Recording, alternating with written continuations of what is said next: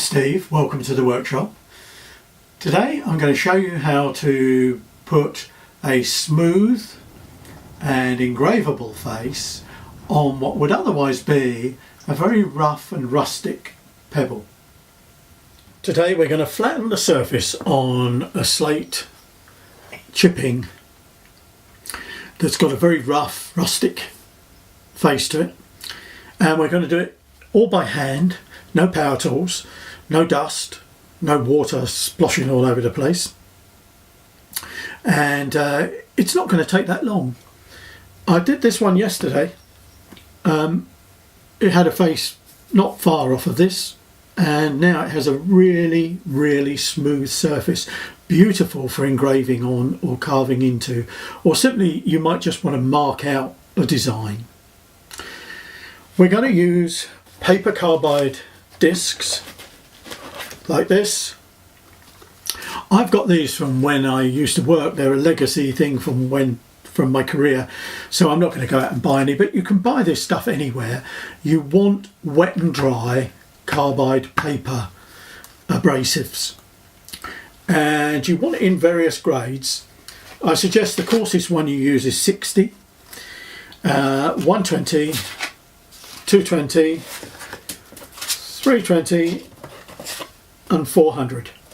Don't get bogged down too much by the grit sizes because in different makes of paper they vary. So you might have a 50 grit or a 100 grit. Just roughly speaking, go with this kind of setup.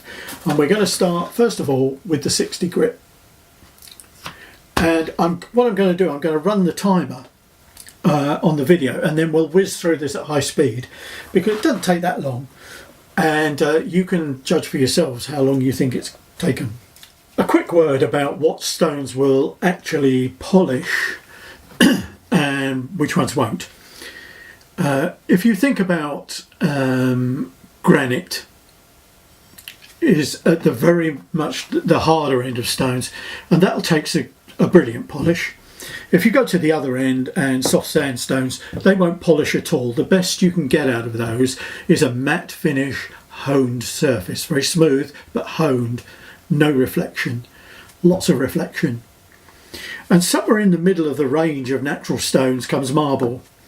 And if I tell you that the definition of marble is that marble is a limestone that takes a polish, that tells you that there are limestones that don't take a polish, and it's all to do with the hardness and the grain size of the material.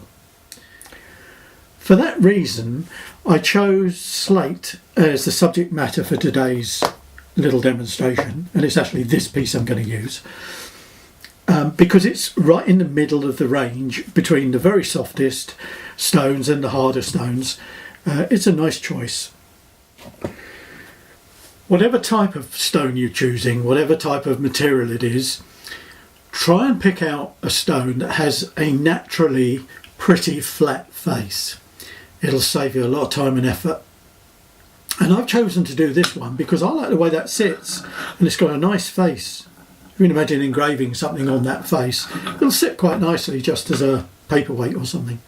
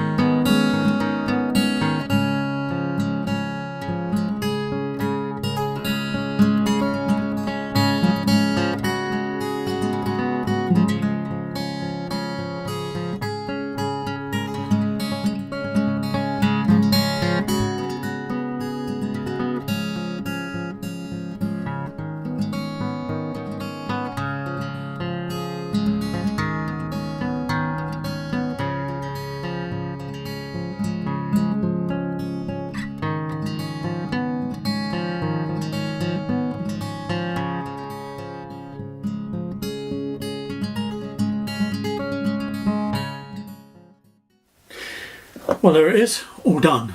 It really didn't take very long, even though I had a mishap in the middle.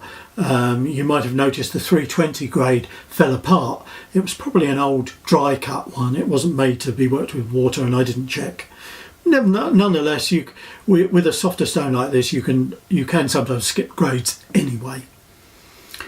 And there you are. I think that's really nice. It's got a beautifully smooth finish on it, and it'll sit there like that, and I think that's going to look pretty good when I make something with it. Assuming I make something that looks decent, of course.